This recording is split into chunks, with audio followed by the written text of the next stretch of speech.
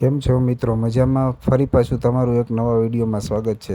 આજે આપણે શીખશું કે તૈયાર પેચ હોય એ ગળામાં કેવી રીતે લગાડવાનો હોય. તો સૌથી પહેલાં એક વચ્ચે આપણે ઘડી પાડેલી હોય, મેન પેચમાં હોય અને ડ્રેસમાં હોય, બેમાં હોય.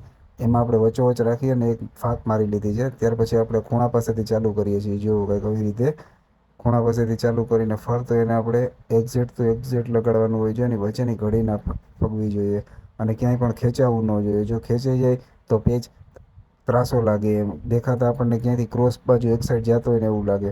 એટલે ખાસ કરીને ખેંચાવવું ન જોઈએ.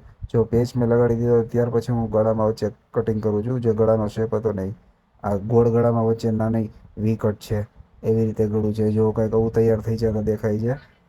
આ રેડીમેડ પેચ છે.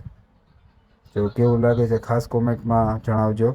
અને જો તમે નવા હોય તો અમારી ચેનલને સબસ્ક્રાઈબ કરી લેજો. પાછા મળશું એક નવા વિડીયોમાં.